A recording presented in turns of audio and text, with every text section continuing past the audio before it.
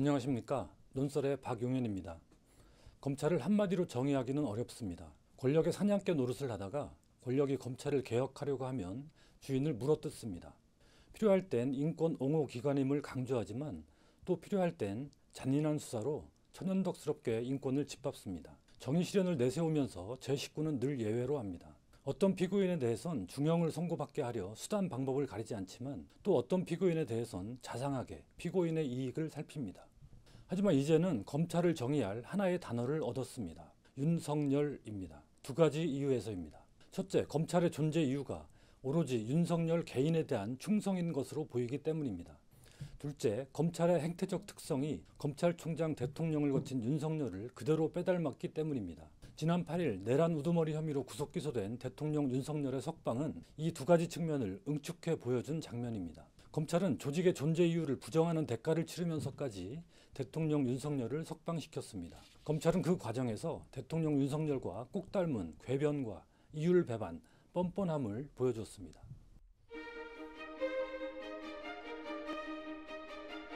본격적인 이야기에 앞서 구속기간 산정 과정이 복잡해서 헷갈리는 분들을 위해 최대한 쉽게 설명해 드리겠습니다.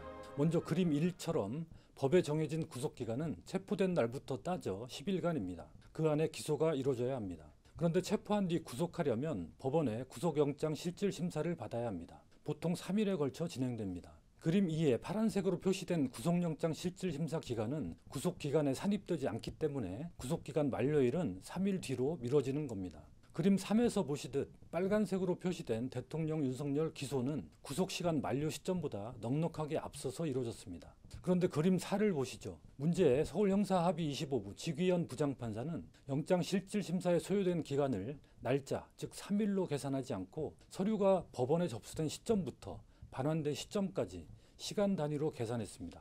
파란색 부분입니다. 그러면 구속기간 만료 시점이 딱 이만큼만 뒤로 미뤄집니다. 이렇게 되니 윤 대통령 기소 시점이 파란색 바깥으로 나갑니다. 즉 구속기간 만료된 뒤에 기소가 이루어졌다는 겁니다. 계산 방식을 날짜 단위로 다시 되돌리면 이 문제는 해결됩니다. 여기까지만 봐도 문제가 무엇인지 아시겠지만 한 단계만 더 들어가 보죠. 사실은 시간 단위로 계산해도 구속기간은 만료되지 않았습니다. 그림 5를 보시죠. 하얀색 부분이 있습니다. 이것은 체포 적부심이 이루어진 기간입니다. 체포 적부심은 거의 이용되지 않는 제도인데 윤 대통령은 이걸 꺼내들었습니다. 어쨌든 이 절차에 10시간가량이 소요됐습니다. 이 기간도 구속기간에서 빼야 합니다. 하얀색 부분만큼 구속기간이 늘어나는 겁니다. 이렇게 되면 빨간색 선, 즉 윤 대통령 기소 시점은 그 하얀색 안에 들어갑니다. 구속 만료 전에 기소가 이루어진 것입니다. 여기에서 지귀현 부장판사는 또 하나의 트릭을 씁니다. 체포 적부심에 소요된 시간은 구속기간에서 빼지 말아야 한다고 한 겁니다. 기존 법 해석과 완전히 다른 입장입니다. 이렇게 두 단계의 완전히 특이한 해석을 통해 윤 대통령 기소가 구속기간 만료 뒤에 이루어졌다는 기묘한 결론을 만들어낸 것입니다. 이제부터 이게 왜 잘못된 것인지 하나하나 보겠습니다.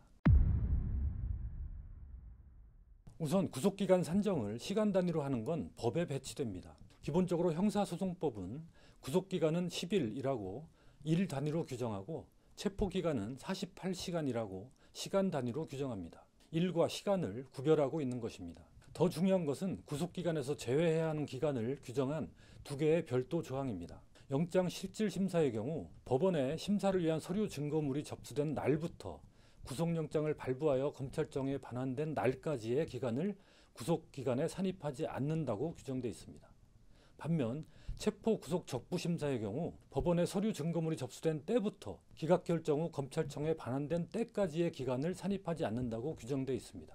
날과 때를 구별하고 있는 것입니다. 이번 재판부는 영장실질심사의 경우에도 법에 규정된 날이 아닌 때 단위로 해야 한다고 결정했는데 이는 현행법의 명시적 표현과 어긋나는 것입니다. 또 하나의 쟁점은 앞서 보았듯 체포 적부심사에 소요된 기간을 구속기간 산정에서 제외해야 하느냐입니다. 이번 재판부는 형사소송법이 그러한 규정을 두고 있는지는 명확하지 않다고 했습니다. 그러나 형사소송법 214조의 이 13항을 보면 체포 적부심사 기간도 구속기간에서 제외해야 한다고 해석하는 게 맞습니다. 형사소송법 교과서도 그렇게 설명하고 있습니다.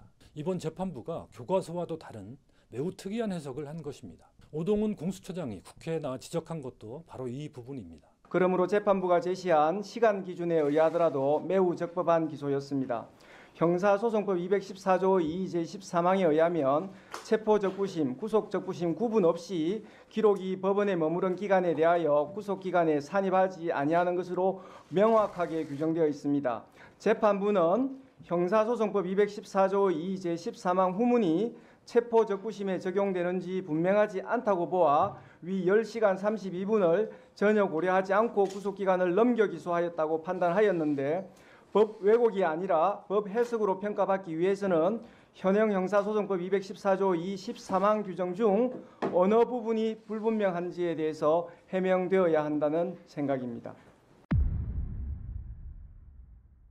이번 재판부가 제시한 구속기간 계산 방식은 법리적으로도 문제가 많을 뿐만 아니라 검찰이 수십 년간 일 단위로 처리해온 구속 실무를 송두리째 부정하는 것입니다. 이번 법원 결정대로면 그동안 구속됐던 사람들 가운데 수많은 이들이 억울한 피해자가 됩니다. 검찰 조직으로선 이번 결정에 대해 즉시 항고를 함으로써 상급 법원에서 바로잡는 게 너무나 당연한 선택입니다. 그러나 검찰은 즉시 항고를 포기했습니다. 검찰 조직의 정당성과 위신보다 윤석열이라는 개인의 이익을 더 중시한 것입니다. 윤석열 본인도 검사 시절 늘상 적용하던 계산 방식을 자신의 사건에서만 부당하다고 주장했습니다. 오로지 윤석열을 위해 법도, 관행도, 형평성도 모두 부정하는 행태가 서로 똑같습니다. 대법관인 천대엽 법원 행정처장이 12일 국회에서 이 부분에 대해서는 적시항고를 통해서 상급심의 판단을 받는 것이 좀 필요하다는 생각은 가지고는 있습니다. 검찰은 13일 즉시항고를 하지 않겠다고 또 버텼습니다. 그러면서 일선 검찰청에는 날 단위를 유지하라고 지시했습니다. 오직 대통령 윤석열에게만 시간 단위를 적용해 주자는 것입니다. 검찰은 이미 온갖 오욕을 감내하면서 김건희 씨 주가 조작 혐의를 덮어줬습니다. 윤석열 개인에게 조직을 헌납하는 검찰의 병증은 이번 특혜 석방으로 정점을 찍었습니다. 검찰의 눈에는 윤석열, 김건희라는 개인만 보이고 더 이상 법과 국민은 보이지 않는 듯합니다. 대통령 윤석열의 언행에서는 일관된 진실을 찾을 수 없습니다. 말에 진심과 무게가 전혀 실려있지 않습니다. 상대방을 혼란시켜 순간을 모면하는 술수로만 여기는 듯합니다. 최근 사례 두 가지만 보겠습니다. 대통령 취임 전날 명태균 씨와 김영선 전 의원 공천 문제를 논의한 데 대해 대통령 윤석열은 지난해 11월 7일 대국민 담화 및 기자회견에서 저는 그 당시에 공관위원장이 우리 정진석 비서실장인 줄 알고 있었어요. 라고 태연히 말했습니다. 그러나 최근 드러난 당시의 육성 통화에서 내가 상현이한테 내가 한 번 더 얘기를 할게. 걔가 공관위원장이니까. 라고 분명히 말합니다. 헌법재판소 탄핵심판 과정에서는 저는 그냥 사람이라는 이런 표현을 놔두고 또 의원이면 의원이지 인원이라는 말을 저는 써본 적이 없습니다.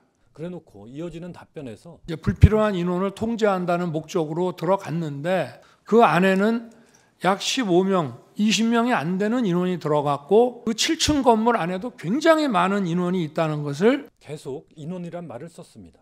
일국의 대통령이 그것도 평생 검사를 한 사람이 어쩌면 이렇게 거짓말과 앞뒤 안 맞는 말을 밥 먹듯 하는지 놀라울 따름입니다. 과연 이런 사람이 했던 수사를 믿어야 할지 의문입니다. 실제 윤석열 검찰총장 당시 수사했던 사건들에 최근 잇따라 무죄 판결이 나오고 있습니다. 월성원전 사건, 김학의 전 법무부 차관 출국금지 사건, 북한 어민 북송 사건 등입니다. 이에 대해 검찰은 반발하며 일제히 항소했습니다. 그런 검찰이 법원의 대통령 윤석열 구속 취소 결정은 존중한다며 즉시 항고를 하지 않았습니다. 검찰이 언제부터 법원을 이렇게 존중했는지 어리둥절합니다. 심우정 검찰총장은 10일 즉시 항고를 하지 않은 이유를 설명하며 인신 구속에 관한 권한은 법원에 있다는 영장주의와 그러나 지난 2023년 9월 이재명 더불어민주당 대표의 구속영장이 기각됐을 때 검찰은 정치적 고려가 있었다느니 사법적 관점에서 받아들일 수 없다느니 격렬히 반발했습니다. 구속영장 기각에는 항고할 수 있는 제도가 없기에 망정이지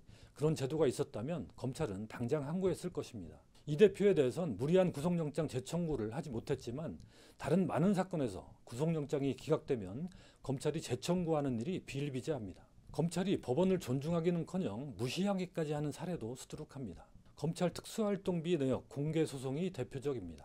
검찰은 법원의 공개 결정에도 대법원까지 계속 항소, 상고를 거듭했고 대법원에서 2023년 4월 공개 판결이 나온 뒤에도 일부 자료는 공개하지 않아 추가 소송이 진행되고 있습니다. 법정에서 검사들이 재판장과 언성을 높이며 말싸움을 벌이는 풍경도 종종 볼 수 있습니다. 검찰의 법원 존중은 이렇게 선택적으로 이루어지고 있습니다. 대부분의 경우 존중하지 않습니다. 법원의 판단이 윤석열 또 검찰의 이해관계와 맞아떨어질 때만 존중한다고 하는 게 맞는 표현일 것입니다.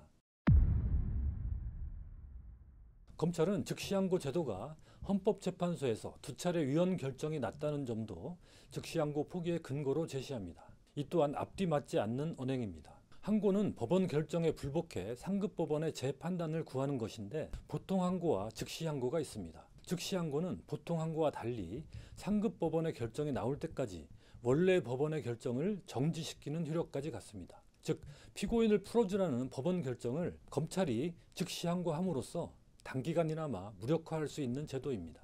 그래서 헌재는 법원의 보석 허가에 대한 즉시 항고와 구속집행 정지에 대한 즉시 항고 제도에 대해 위헌 결정을 내린 바 있습니다. 각각 1993년과 2012년 일입니다. 이해를 돕기 위해 2012년 헌재 위헌 결정 사례를 좀 더 들여다보겠습니다. 구속된 기혁 씨가 모친상을 당하자 법원이 이틀간 장례에 참여하도록 잠시 풀어주는 결정, 즉 구속집행 정지를 내렸는데 검찰이 즉시 항고를 제기했습니다.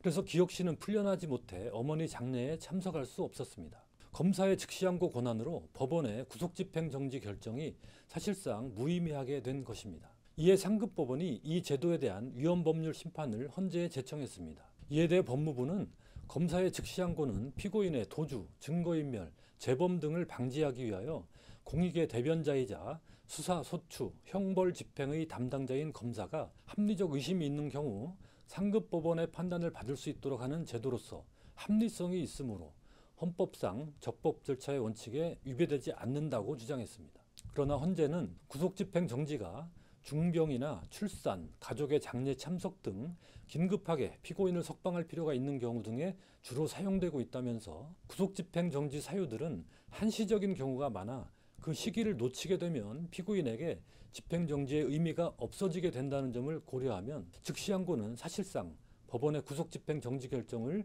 무의미하게 할 수 있는 권한을 검사에게 부여한 것이 된다. 이런 점에서 영장주의의 본질에 반한다고 밝혔습니다.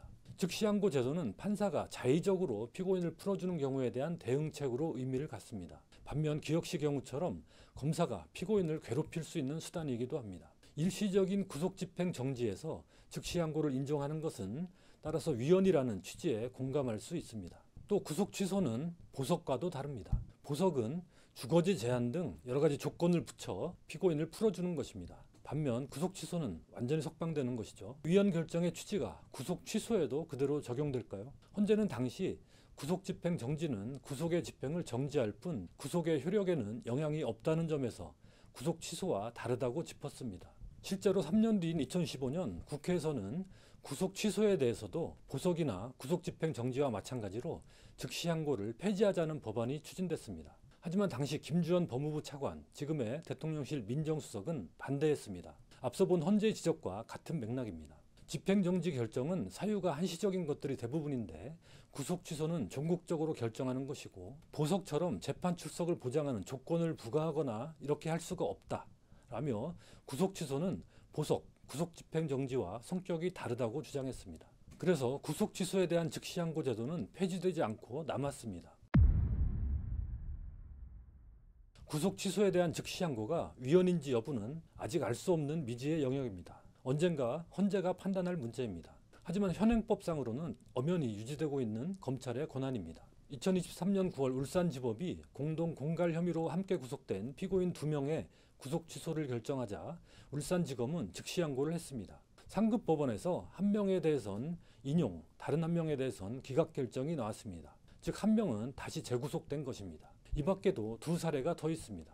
대법관인 법원행정처장도 즉시항고를 하라고 했습니다. 그런데 검찰은 유독 윤석열 구속 취소에 대해선 이 권한을 사용하지 않습니다. 검찰이 위헌 가능성을 지레짐작해 자신의 권한을 포기하는 건 전례가 없는 일입니다. 더구나 검찰은 위헌 가능성이 전혀 없는 보통항고도 하지 않고 있습니다. 헌재는 앞선 결정에서 보통항고는 위헌성이 없다고 했습니다. 대통령 윤석열은 온갖 법기술을 동원해 법의 틈을 비집고 들어오고 있습니다. 이 때문에 국민들은 평생 모르고 살아도 됐을 형사소송법 귀퉁이에 적힌 내용까지 뉴스로 공부하게 됐습니다. 그런데 검찰은 대통령 윤석열의 법기술 공세 앞에서 손에 쥔 무기도 놓아버리고 스스로 무장해제하는 형국입니다. 이야말로 검찰이 대통령 윤석열을 위해 구사하는 또 다른 차원의 법기술이 아닐까 합니다. 심우정 검찰총장은 즉시 항고는 막아나서면서 특별수사본부에 이 사건이 국가적으로 중대한 사안인 만큼 흔들림 없이 공소유지에 만전을 기해줄 것을 당부했다고 합니다. 이번에 구속취소 결정을 내린 재판부가 본 재판도 담당하는데 어떻게 공소유지를 잘할 수 있다는 말인지 도무지 이해가 되지 않습니다. 앞뒤 맞지 않는 윤석열식 궤변이 끝없이 이어집니다. 김건희 씨를 황제조사하고 무혐의 처분했다가 탄핵소추된 이창수 서울중앙지검장, 조상원 4차장 검사, 최재훈 반부패 수사 2부장 검사는 헌재 탄핵 심판에서도 아무런 잘못이 없다는 태도로 일관했습니다. 13일 헌재가 이들의 탄핵을 기각했지만 헌재는 이들의 잘못도 지적했습니다. 김건희 씨를 압수수색 한번 하지 않고 무혐의 처분한 데 대해 증거를 수집하기 위해 적절한 수사를 하였거나 수사를 지휘 감독하였는지 다소 의문이 있다고 지적했고, 수사 발표와 국회 발언을 통해 김건희 씨 무혐의를 뒷받침하는 근거만 강조하며 마치 수사를 제대로 한 것처럼 국민을 혼동시키는 발언을 한 점도 인정했습니다. 내란 우두머리 혐의로 구속 기소된 윤석열 대통령을 풀어준 심우정 검찰총장도 국민 앞에 한마디 사과도 없습니다. 헌법을 위반한 비상계엄으로 민주주의를 파괴하고 나라를 나락으로 몰아넣고도 아무런 사죄도 하지 않는 대통령 윤석열과 판박이입니다. 프랑스에서는 우리나라의 지방검찰청장에 해당하는 직책을 공화국의 검사라고 부릅니다. 구체제에서 왕의 대리인으로 불렸던 직책에서 검찰이 유래했는데 대혁명을 거치며 주권자 국민을 대리하는 역할로 바뀐 것을 상징합니다. 그러나 우리나라 검찰은 민주주의의 역사를 역행해 한 개인의 검찰이 돼버렸습니다. 윤석열의 검찰입니다. 아예 윤석열이 검찰 그 자체가 됐습니다. 국민이 부여한 권한을 국민을 위해 쓰지 않고 개인을 위해 쓰는 권력자는 더 이상 민주공화국의 공직자라고 할 수 없습니다. 민주공화국의 적입니다. 윤석열이 그 길을 걷다 파면을 앞두고 있습니다. 검찰도 그 길을 함께 걸어 파멸을 자초하고 있습니다. 말로까지도 한 몸인 윤석열 검찰 동일체입니다.